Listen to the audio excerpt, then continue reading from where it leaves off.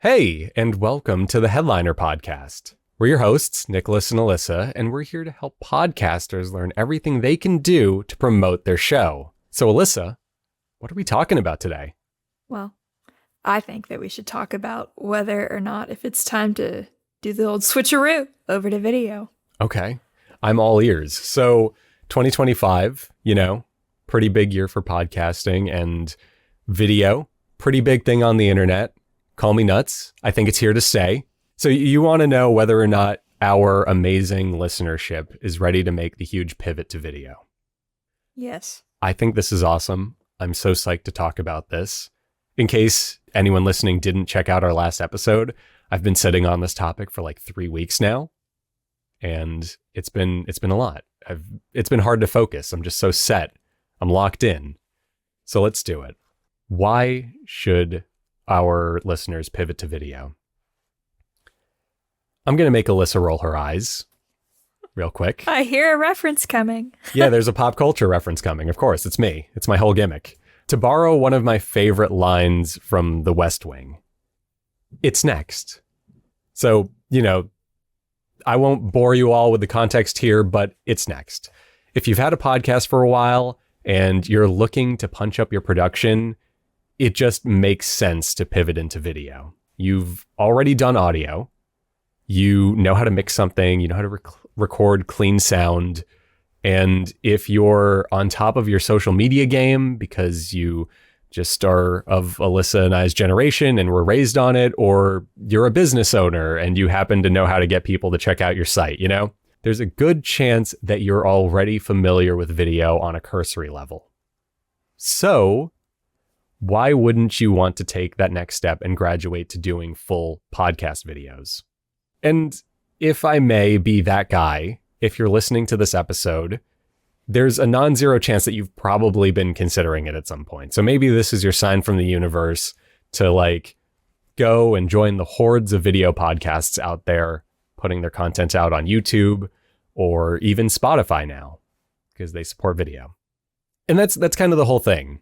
I mean, Elissa, maybe you can speak to this a bit, but it feels like the industry is pivoting towards video. I'm a old man at heart. I watch a lot of TV. There's literally a giant one right by, really, as if the 75-inch TV behind me is no indication of that. I watch a lot of television, and I've noticed that they even play podcasts on TV now. There are entire channels that are just reruns of podcasts, So it really is everywhere. It's on Spotify, like I said. It's on YouTube, which is the biggest search engine in the world behind Google. We love to say that whenever we can. So it just makes sense. If you've already kind of mastered audio, you pivot to video, you get a much bigger audience, right? Instead of appealing to people's ears, you're also appealing to their eyes. And that's cool. Eyes are the window to the soul, some say. Some do. I don't know if I do, but some do. And on an industry level, there's a lot of interest in video, right? It feels like everyone has a video podcast these days. And there's even been talk about developing a better solution for supporting video on RSS feeds. There was a post I saw, I think it was a LinkedIn post in May from the Podcast Standards Project, right? And they're talking about maybe we can do this. Maybe we can bolster RSS and just make it actually more compatible with video, because it looks like that's where people are headed. And that's where the listeners are. On top of that, and I feel like there's a plug for Headliner coming up somewhere in the middle of this, so please just cut in. Video is arguably more effective at connecting with audiences than audio is. It's visual. It's the same exact audio that people know and love and listen to on the car, a ride to work or whatever. But there's also a visual component. And that just makes it more stimulating. It makes it more engaging. And even if the people don't care about the visuals, that audio is still right there. Actually, I think I pinged this to you a few weeks ago. There was a Reddit thread just by happenstance where people were like, hey, is video podcasting the new thing? And everyone was kind of replying well, yeah, because if you don't care for the video, you can still listen to it. It's literally just more stuff for people to enjoy. And for me, I listen to my podcasts on YouTube, and I am more likely to click on it if it has a video. Even though I'm second screening it, it might just be that little bit of stimulation that I need. And it just helps me decide to pick a podcast over a purely audio one on the same subject. And like, in terms of like the theory and how it connects to people, it kind of speaks for itself, I think. A visual component means a closer connection to your audience. You're putting a face to your voice. And as if that isn't enough, because it's full video, you can actually just pull snippets from it to promote on social media using certain tools that we might name in a moment or two. This feels where I jump in. Yeah, you want to jump in right here? Please, I'm going to go ahead and jump in. The floor is yours. The speaking stick is yours. So even if you're kind of considering and you have your audio podcast and you're like, okay, do I do video? You don't have to like fully convert your podcast to video. You still can do your audio. And then like we record in Zoom. We also have our little QuickTime recording in the background so we can get lovely little clips. But you don't have to release the full episode as video. Now, we personally kind of feel maybe you should consider it, but kind of baby stepping into it, you can use lovely technology like Headliner to clip that video just to have like those social assets, just to have those Spotify clips things, all sorts of things like that. But yeah, if you're interested, Headliner, we make it easy. Headliner.app. Headliner.app. It's free. We're super cool and super chill. Look at how chill we are. Elissa's sitting on the floor. She's that chill. I was going to say. By the way, when I said the floor is yours, totally accidental. It's literally, actually it's Coda's floor, but we're just living in it. I was going to say, if you are watching us on video and you see a little like snoot kind of pop up in the corner, that is my dog Coda. He has severe separation anxiety and I work from home. And apparently we just have to be on my lap 24/7 today, which is fine. Yeah. Not great for recording a podcast because I've definitely said lock your dog out in the past. And I have my windows open. I'm obviously not practicing what I'm preaching, but hey, here we are. Well, you just like making my life a little more difficult in post. That's all. It's different. Yeah, it's intentional. Exactly. I'm keeping you on your toes, man. Yeah, exactly. Anyway, also as a Chihuahua owner, yeah, separation anxiety in pets. Who knew? Yeah. It's fine. It's fine. So to try and get us back on track. Yeah, no, you're absolutely right. First off, Headliner, awesome tool. Totally not biased in saying as much. This is the part where I reveal I have like a Headliner tattoo or something. Right? I've been branded with the Headliner H. No. Oliver has. Has he? Okay, well, we're going to talk about this in a bit. But it really is just as simple as like you don't have to even do full episodes. You're right. You could dip your toe in the water and just record your episode and use it for social clips. There are a lot of podcasts that do that. I edit a few of them in my free time, and it's great. It's super great because social media is all about stimulation. It's all about visuals and visual storytelling. And yeah, being able to even just use a Zoom call to get your clips is a huge way that you can punch up your production and your promotion. On top of that, it isn't just video. If you feel like it, if you have this video, you can always create GIFs. You can always create images with like quotes that are insights from the episode itself, all that stuff. And you have all of this content that works on TikTok, it works on Instagram, it works on Blue Sky, it works on Twitter, it works on whatever other social media platform people are using these days. It's as easy as hitting record. Like literally. If you're a remote podcast, it's that simple. Now, we just buttered everyone up on the power of social video and the power of video podcasting. Elissa, do you think I should just dedicate a few minutes to being a Debbie Downer? Just popping the balloon we blew up? I mean, it's very Nicholas coded, so. Oh man, you make me sound like such a miserable person to be around. Just in your basement watching TV. Yeah, just angry at the world, wagging my fist at the Mets. That's my life.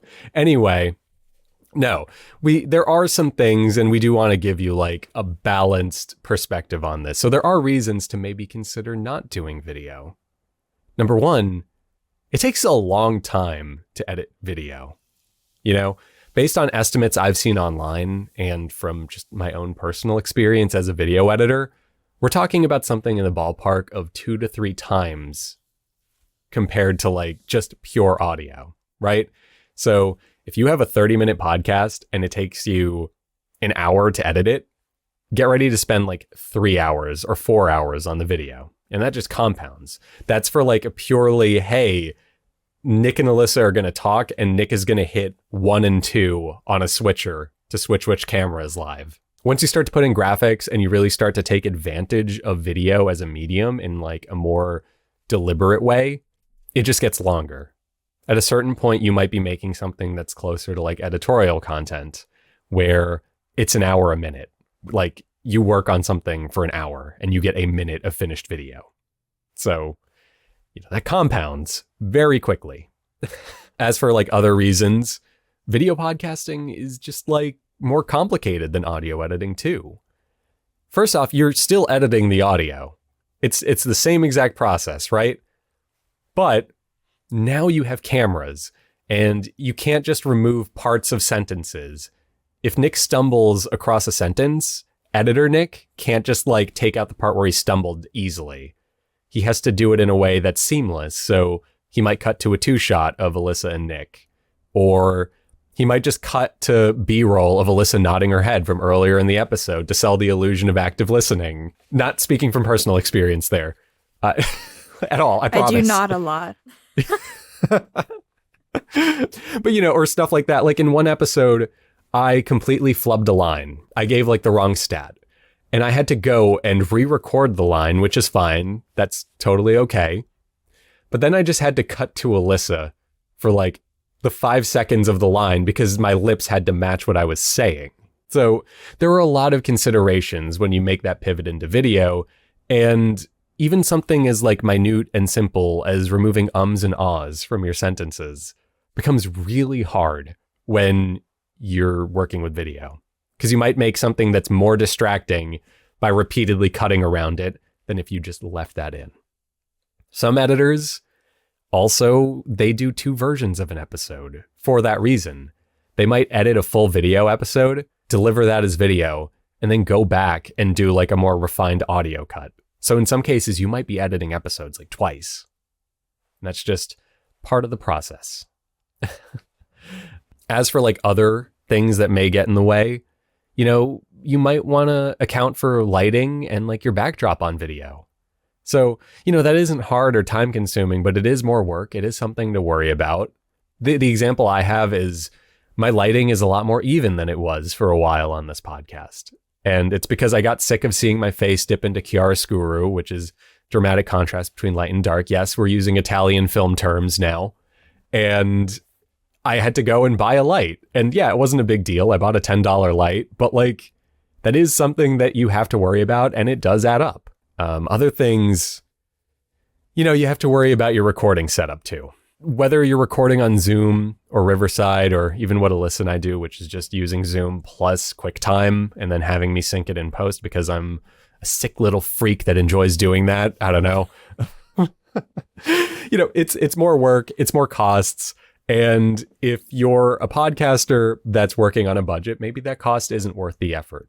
Maybe it isn't worth learning how to edit a video podcast, although there are super cool tools out there that can really help you do that. I'm blanking on the name. Elissa, help me out, please.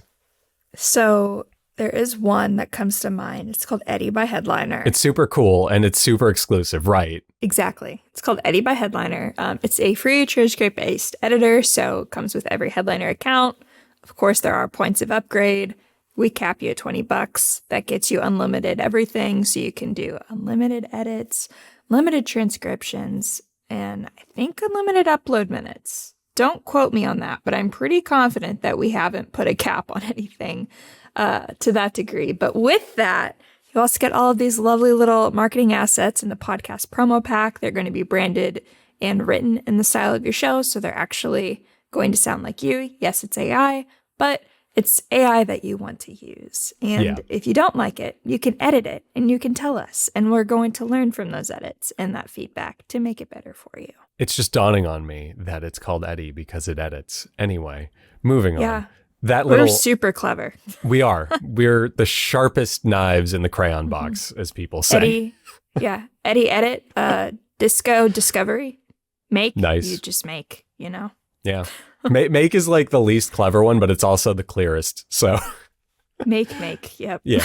Makes. So awesome aside and plug. Okay, so you might not have to worry about editing software because you've just heard about Eddie. But like there are other things to consider, like how you're recording the episodes, what have you. And even just the fact that you're on camera, it might be a negative for you. It can be daunting for folks. I say this as a person that used to be extremely camera shy. It sucks to be on camera sometimes. It just does. And to worry about your hair or making sure that you're wearing an iron shirt, all that stuff. Sometimes it is nice to just do your little audio only podcast because you could just literally kick it and record. But not that I dress up, but I do miss the days of when I was just in my little PJ set and I was like, okay, we're just drinking coffee and talking into a mic. Yeah. No, I totally know what you mean. I'm in a it's sweat elevated. set now. Yeah. This is sporty. This is cool. This is fashion. Right? I'm athletic. But no, I mean, it is something, especially like a business owner, it's a lot to worry about. So that in mind, we've kind of given you the whole picture. And now maybe we can just briefly touch on like what we think you should do, answering that. So you should pivot to video, or, answering that. So you see, this is what editing is for. Answering that. So should you pivot to video bit? I'm not cutting any of that out. It's staying in.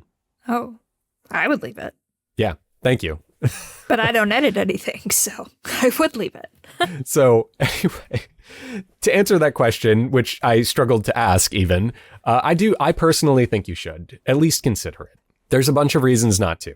I probably scared a lot of you. Take a deep breath, breathe in, and now breathe out. That said, at the end of the day, it is the direction that the space seems to be heading in. And I really do think it does help grow your show and it helps you stand out from the bunch. If you think about how crowded podcasting is, adding video in any capacity, whether it be just shooting it for social clips, doing the occasional full episode, which is an option. You don't always have to do video episodes, right? Maybe you just have a huge guest and you just want to do a video episode for them. That's cool. Or even just recording the videos now on the off chance that you go back to them later, or you make them Patreon content, premium content, if you're selling courses, etc. It's a great way to be unique. And yeah, it's a bit like jumping out of a lake and into the ocean when you think about how much video is on the internet. I think it's like 100 or 200 hours a minute get uploaded to YouTube. It's something ridiculous. It is. But, the reason for doing that is also exactly in the name. It is a more diverse place. You're growing your potential audience. And it may be very competitive, but you don't necessarily have to be the number one show on YouTube in order to see the benefits of pivoting to full videos. You're still going to be exposing your work to new listeners, viewers even, right? Because video. And that might be enough to help you grow. And if you're a business owner with a video podcast, that might just be another thing that somebody looking at your business will look at and go, oh, they must really have it together because they have a full video podcast as opposed to just audio. So yeah, it's a lot of work. I say it as an editor. Oh my God, it can be a lot of work to produce a video podcast, but there are tools out there, Edward, if you will, that can make your life a lot easier. And you have a lot to gain from that extra work. So it might be worth doing. On that note, TED Talk over. What if I just cut the episode there? No, thank you for listening. That really is about it on my side today. Elissa, do you have any additional color you want to give? I'll give a quick anecdote. So, and I think you actually were the one that brought this up to me, and I was like, that's actually makes a lot of sense. Okay. You can share a YouTube video with anybody. Anybody can open a YouTube video that has access to the internet. You can't always share whatever podcast link that you're using. Just sometimes if it's an Apple podcast, somebody might have an Android. They might not have it. That kind of thing. Spotify. My mom doesn't have Spotify. I can't share this podcast with my mom, but she has YouTube, so I can share it with her. And you do. That's my... You do every single week, obviously. Obviously. The comments always have a comment from your mom going, you guys are doing great. Exactly. Because she knows what podcasting is. But anyways, that aside. So there's that little food for thought nugget. But then also just having a video component really does kind of just add an additional touch base. It opens you up to additional discovery avenues. I was quite literally just looking at our podcast because, that's my job. I look at stats and I say, hey, are we doing well? Are we not doing well? What can we do to improve? And I was looking at our podcast, and our most recent podcast episode, we've got about 80 listens like on our podcast app. So I'm like, okay, awesome. We're doing cool. YouTube, we have 80 listens as well. So we doubled it. So Like, I'm not a had we not- mathematician, but we have 160 listens. We actually have 172 listons. Why do we have 172 listens? You ask great questions. So It's we because also I have kept the hitting show. refresh on the page at some point, right? Sure. We also produce like an audiogram version of our show. So we have Headliner. They've got this lovely little automation feature. It's called an automatic audiogram. Every time you publish something to your RSS feed, we say, hey, ding, ding, ding. They have a new episode. Let's create an audiogram. So we've got our social clips that go out to all of our social channels. Those are all automations. But then we also have a full-length YouTube video that's captioned. It's branded. All the things. So that has 12 listens on it right now. So that's how we have 172. And obviously the difference between the video version and the audiogram version, that's a pretty big jump. But a listen's a listen, We're still getting exposure. We're still getting out there. If you still search Podcast Discovery, both the audiogram and our video version of our podcast come up. Look at that which is, SEO. like, pretty awesome, because that's like a pretty high index, high volume search, and Headliner's there because of our podcast. I'd also like to highlight something you just said, which is that our video version had 80 listens and the audiogram version had 12? 12. Yeah. I mean, hey, it's almost as if video is this very alluring, attractive thing to people. I don't know. Call me nuts. Maybe don't call me nuts. My self-esteem is in the toilet. I probably can't handle that. I'll crash out. But, no, that's amazing. And that kind of goes back to what we're saying. It's new. It's what people are interested in. So give it a shot. And if you don't like it, stop giving it a shot. No one's going to force you to do this. We will give you a gold star, though. I'll give you a gold star. If you find me on social media and you say that you went to video podcasts because of me, I will literally just reply with a gold star emoji. And you can print that out and put that on the fridge.